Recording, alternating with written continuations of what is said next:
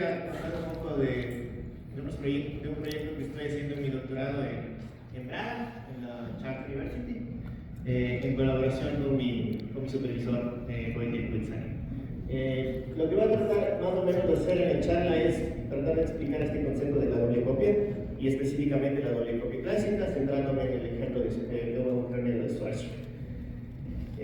Igual si tienen cualquier pregunta, me alzan la mano, me interrumpen, no hay ningún problema. Bueno, más o menos la presentación va a estar dividida en las siguientes partes. Voy a hablar un poco de doble copia en amplitudes, que sería la idea original de la doble copia en teoría cuántica de campos. Luego la doble copia específicamente la que vamos a llamar de Kershit, que es más de lo que se llama la doble copia clásica. Si tengo tiempo, hablaré un poco de Schwarzschild más un campo escalar. Y al final haré unos comentarios del trabajo reciente y algunos conocimientos. Entonces, rápidamente quisiera explicarles cuál es este concepto de la doble copia y por qué se llama doble copia. Entonces, esto tiene su origen en amplitudes de scattering para UFT y también un poco en las relaciones KLT de teoría de cuerdas. Pero el concepto principal es que uno puede generar objetos en una teoría de gravedad haciendo la doble copia de objetos de una teoría gauge, específicamente de una teoría Yannis.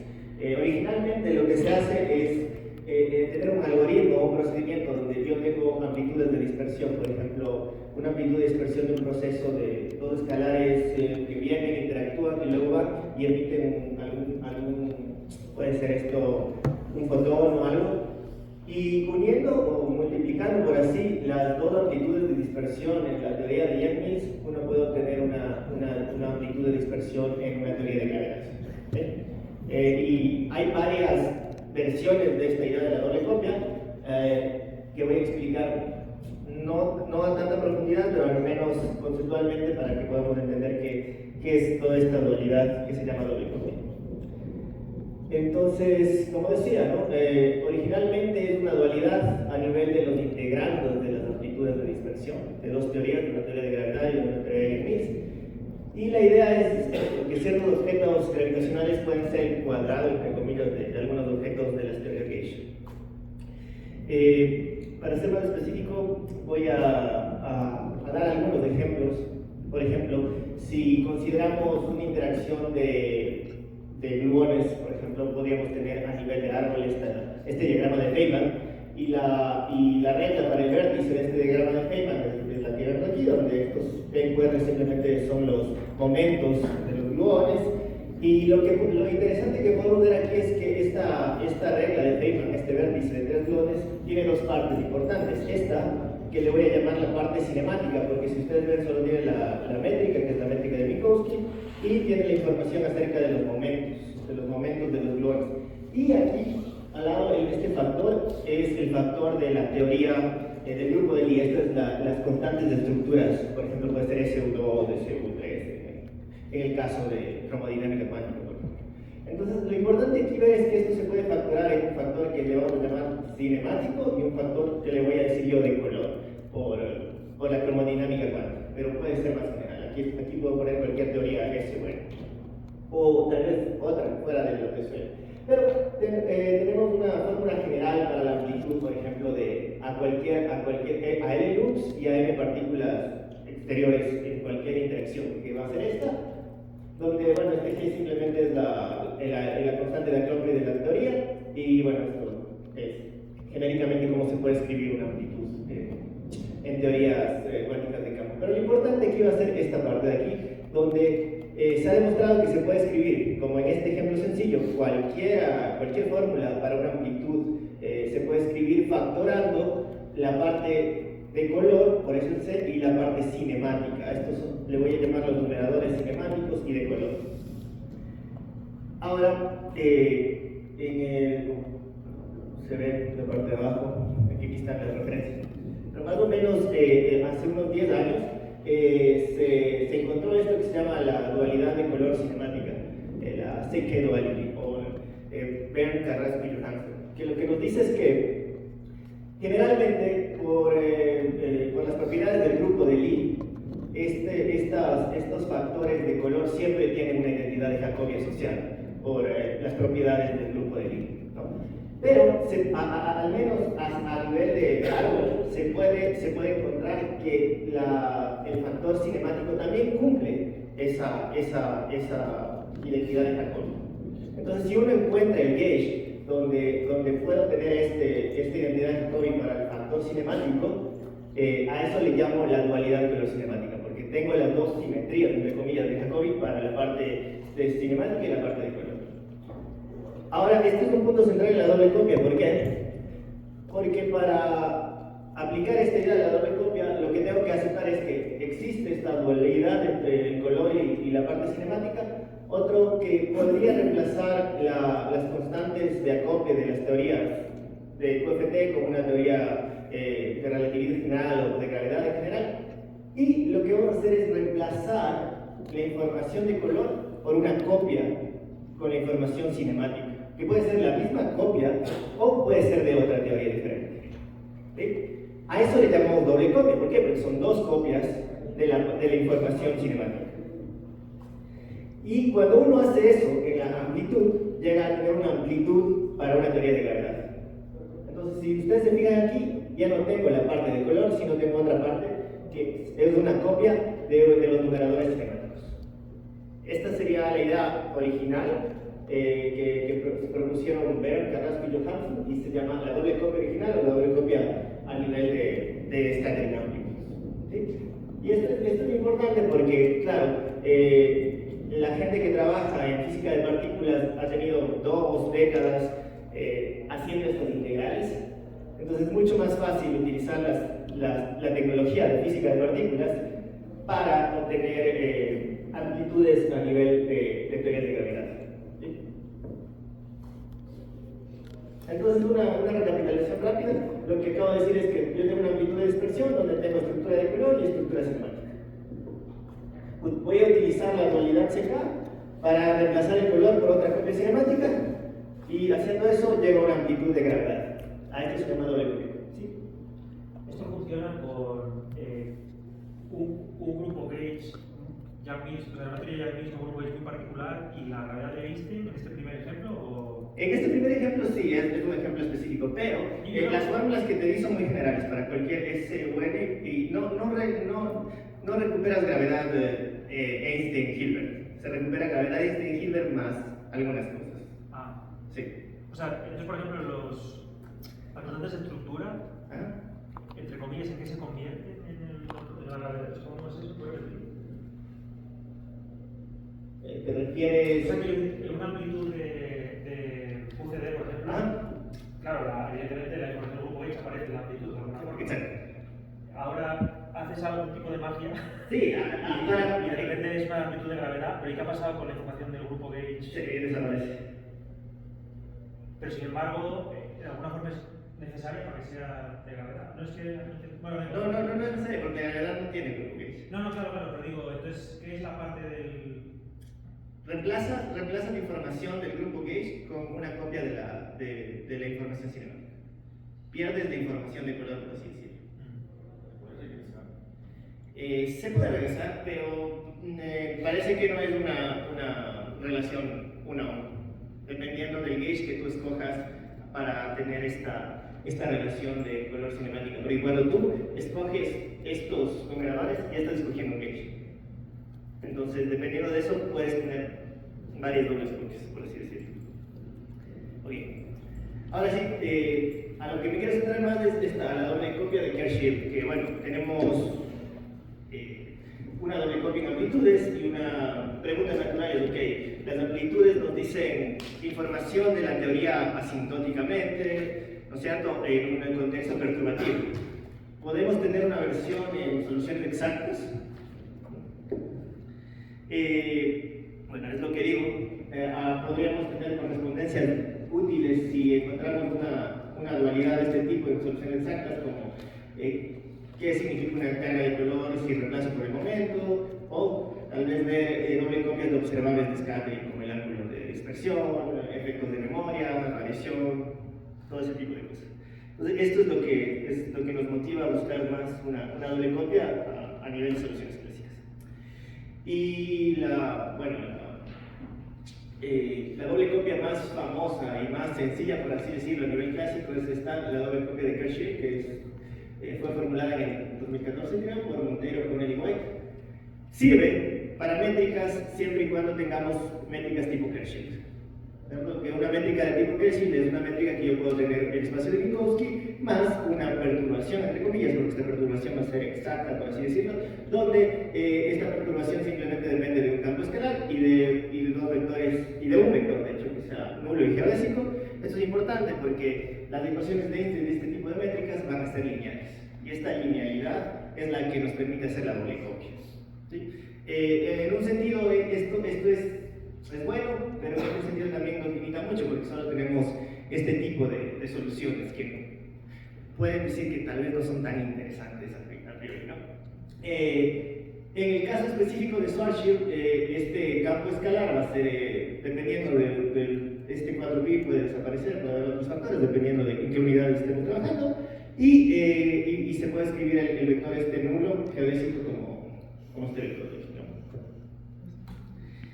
¿Y cuál sería la estrategia para hacer la doble copia a nivel clásico? Lo que hacemos es quitar o reemplazar uno de estos vectores, que aquí podemos ver como que estos dos son las partes cinemáticas de nuestra teoría, como en la anterior versión de la doble copia, y lo que hacemos es reemplazar uno de estos vectores por un vector en el espacio de color.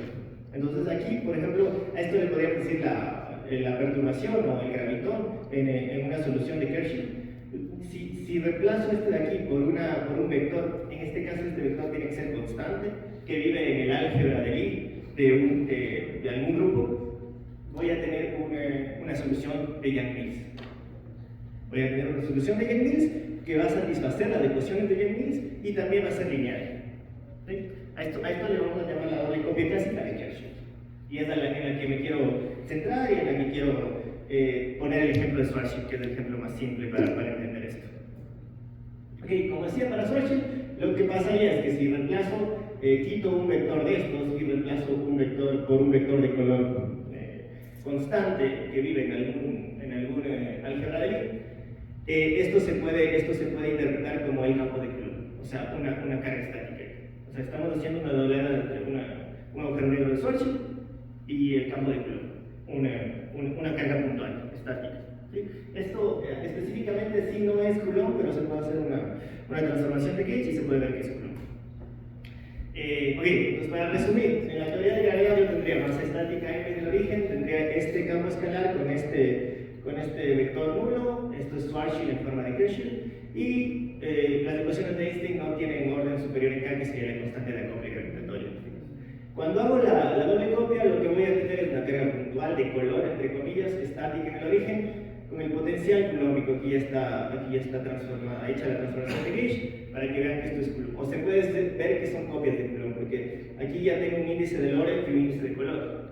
Y esto como es lineal, esto no se acoplan entre las cargas, entonces simplemente voy a tener muchas copias de Coulomb. Y también satisface las ecuaciones de Yang-Mills a nivel lineal. Esto pictóricamente lo he puesto así. Uno puede ver como que Schwarzschild o agujero negro es Minkowski más el cuadrado de un campo de Coulomb. Pictóricamente uno puede ver eso. Hay más ejemplos de esta doble copia. Si yo pongo en las teoría Gauge un disco rotante de carga y hago la doble copia, me va a dar el agujero negro de Kern. Si pongo un monopolo magnético, me va a dar un taproot, una solución de taproot. Y si pongo una onda plana, también me va a dar una PP wave en el lado de la gravedad. ¿Cuál es la limitación o cuáles serían los comentarios de esta doble copia? Es que, claro, solo funciona para métricas de Kershit, como ya lo dije. No siempre se encuentra una solución al nivel de gravedad. Al hacer la doble copia, uno a veces llega a algo que no es una solución, que simplemente no hay una solución. Y lo que a mí me interesa entender y lo que motivó este proyecto es más que, claro, esto se llama doble copia clásica y se formula en este sentido, pero no hay una conexión directa con la doble copia original de amplitudes. No hay una formulación que me diga, ok, si yo tengo una doble copia en amplitudes, ¿cómo heredo eso a la doble copia clásica? Es muy parecido y por eso se llama doble copia clásica y los autores la escribieron en el mismo contexto, pero nunca hay una prueba muy fuerte de que si tengo una doble copia en amplitudes de QFT voy a tener también una doble copia clásica. ¿Cuánto tiempo me queda? ¿5? Ok, entonces voy a tratar de pasar esto. Bueno, ¿por qué les decía que voy a tratar de hablar un poco más de Schwarzschild para un campo escalar? Primero voy a introducir esta solución, que es la solución de Janis-Newman-Winnicott, que es simplemente Schwarzschild con un campo escalar esféricamente simétrico, nada más. En vez de Schwarzschild, que tenemos solo un parámetro que es la masa, aquí voy a tener otro parámetro que va a ser como la amplitud de este campo escalar. ¿Y por qué voy a presentar esto? Porque hay otras dobles copias. Por ejemplo, una doble copia que es de Goldberg-Enrique, que no es exacta en el sentido que yo no puedo recuperar la métrica exactamente, sino solo puedo recuperar la métrica en perturbaciones, en una expansión de series. ¿Sí? Y haciendo esta doble copia, lo que uno hace puede ser. Sí, lo que uno hace es generalmente partir de esta acción como un dilatómetro y empieza a tratar de recuperar las ecuaciones de movimiento en un sentido perturbativo. Y cuando hace la doble copia, va a llegar a esta, uno puede recuperar esta métrica en coordenadas de Schwarzschild, ¿no? El problema es que al hacer esto, la doble copia de un espacio de una solución culombica, no llego a Schwarzschild. Llego a otra cosa que no se puede escribir en forma de Kershey. Pero lo que hemos visto es que si comparamos esto con el espacio, con este espacio exacto de Janis-Newman-Winnicott, esta doble copia que se llega perturbativamente es del espacio de Janis-Newman-Winnicott, con estos parámetros específicos. Entonces, perturbativamente se recupera no solo Schwarzschild, sino se recupera esta solución que es Schwarzschild más un campo escalar. Sí, y eso tiene que ver mucho con, como le dije, con el gate que uno escoge al hacer la doble copia, específicamente cómo se llega a estas soluciones. Entonces, nuestra propuesta es que tal vez la doble copia no va solo a un espacio de Schwarzschild, sino también puede tener un pelo computacional, que es en este caso el dilatón o este campo escalar. Y bueno, para terminar, quiero mostrarles un poco del trabajo original y los problemas abiertos que tenemos en este sentido de la doble copia. Y lo que hemos hecho más o menos es hay dobles copias a niveles de las soluciones de los campos, hay dobles copias a niveles de las amplitudes de scattering. Queremos ver si hay doble copias a nivel dinámico, a nivel de geodésicas, por así decirlo. ¿Sí? Y en este caso, por ejemplo, hemos partido de las ecuaciones de Monk, que son las ecuaciones en el límite clásico para un campo de Jagnes, por así decirlo, la generalización de las ecuaciones de Lorentz, cuando tenemos una teoría no conmutativa. Por ejemplo, aquí está la parte no lineal del tensor F. Por ejemplo, si tuviéramos una teoría conmutativa abeliana, esto sería cero, porque no tendríamos estas constantes de estructura. Y con esto hemos puesto un hamiltoniano para una partícula de prueba en un espacio de Jagnes-Coulomb, ¿cierto? Y hemos, también construimos las variables canónicas, por así decirlo, que tienen esta estructura de los coeficientes de Poisson, y específicamente para este campo, que sería el campo de Coulomb, calculamos observables. ¿Por qué? Porque las amplitudes a nivel de scattering, lo que uno calcula es observables al final, que son cosas independientes del gauge, ¿no? Que es lo que nos importa. Entonces, por ejemplo, hemos calculado el ángulo de scattering para estas dos teorías, para ver si hay alguna conexión entre observables pero a nivel dinámico. ¿Sí? Esto se puede hacer, creo que esta fórmula cerrada se puede encontrar hasta en Jackson, porque simplemente es Coulomb relativista, por así decirlo. ¿Sí? Pero para compararlo, hemos expresado esto en una expansión en serie de esta carga efectiva y el momento angular. Y por ejemplo, lo que tenemos aquí es los tres ángulos de dispersión, de Jagnes-Coulomb, de Schwarzschild y de este espacio de Janis-Newman-Winnicott solution. Y hemos visto si podemos encontrar alguna doble copia entre este observable, porque al final y al cabo es importante trabajar con observables que no dependen del gauge que uno escoge, ¿no? Bien. Y al principio uno no ve ninguna relación, pero si expresamos, bueno, en estas unidades donde he cogido la velocidad de la luz igual a 1, la constante gravitatoria igual a 1, todo, este factor de Lorentz va a ser igual a mi energía del sistema, y generalmente esto se puede parametrizar con este ángulo omega, que es la rapidez, que uno a veces parametriza los bus de Lorentz con esta rapidez, y vemos que la energía en esa parametrización es el coseno hiperbólico de la rapidez. Pero, si me fijo aquí, este otro factor de acá es 2e al cuadrado menos 1, es el coseno de la doble rapidez. Entonces, esto se podría llamar otra doble copia, porque aquí lo que estoy haciendo es, de pasar del observable, de este ángulo de dispersión de Coulomb a Schwarzschild, tengo que doblar la rapidez. ¿Sí? Entonces, este sería el análogo. Este leading term, este primer término en esta expresión, sería el análogo a tener la doble copia a nivel de árbol en las amplitudes de dispersión. Porque claro, en las amplitudes de dispersión se tiene doble copia también al loop level, pero no es una doble copia tan robusta. Entonces, esto es una indicación, dime. Pero en el denominador sí tienes lo mismo, ¿no? Entonces, Sí, si haces eso, el denominador ya no es igual. Quiero decir, o sea, si es el coseno de hiperbólico de omega, entonces 2e cuadrado menos 1 es coseno hiperbólico de 2 omega. En el denominador tienes el seno hiperbólico de... Ah, no, perdón, no, porque eso... Pero bueno, tienes una expresión en términos de conos, pero abajo tienes no tienes la misma como función de 2 omega. Sí, pero va a ser la misma, porque tengo e al cuadrado menos 1, se van a transformar igual. Claro, pero no es que puedo ir de una amplitud a la otra cambiando omega por 2 omega, ¿no? No, porque solo en el numerador, pero en el denominador no, ¿no? No, porque aquí sí, ok, sí, es un punto.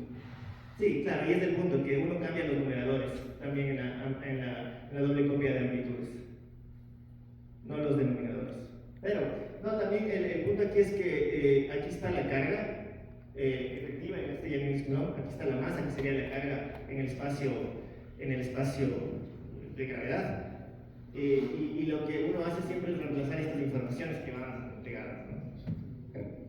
Pero sí, tiene razón en el sentido de que si yo hago directamente el reemplazo de omega por 2 omega, no voy a hacerlo.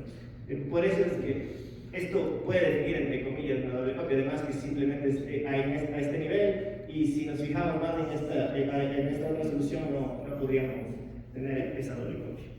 Pero bueno, era un poco más para comentarles el trabajo en progreso que estoy haciendo, y un resumen al final. Bueno, la doble copia relaciona estas amplitudes de dispersión entre gauge y gravedad. Existen presiones plásticas, exactas, perturbativas. Estas construcciones a menudo involucran otros campos adicionales, no me dan gravedad totalmente, me dan gravedad más cosas, más dilatones, más campos frescos, cosas así. Y las preguntas abiertas serían que ¿cómo afecta la elección del gauge en este procedimiento? ¿Puede haber una doble copia a nivel dinámico? Y una idea que tenemos para el futuro es tal vez recuperar una amplitud clásica, porque si tú vas al límite iconal en amplitudes, se ve que en la exponencial tú lo que tienes es la acción clásica, la acción clásica que se puede calcular mediante ecuaciones de movimiento. Entonces la idea sería calcular esta amplitud clásica con la amplitud en QFT tomando el límite clásico, a ver si son las mismas y ver si hay alguna relación que nos pueda dar más información de eso.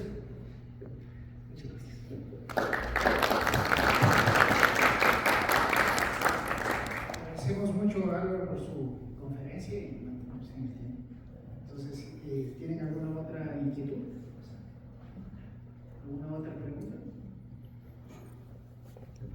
¿Se ha logrado calcular algo, o sea, utilizando esta doble copia, que no se haya podido, digamos, en realidad, o que al menos simplifique los cálculos? Pues como una dualidad que, bueno, aparece, una curiosidad y puedo recuperar ciertas cosas, pero ¿se ha logrado algo? Sí, es una buena pregunta que también me surge a mí cuando empecé esto. Lo que la gente hace aquí es calcular scattering de agujeros negros. ¿Sí? Que por un lado, para alguien que viene de un background de lotería general, no es muy interesante porque nosotros detectamos mergers y no scattering, pero con esto se ha logrado calcular scattering de agujero negro hasta una expansión muy alta de post-Minkowski, 5 post-Minkowskis, cosas así que no se ha logrado en relatividad general, que es mucho más simple.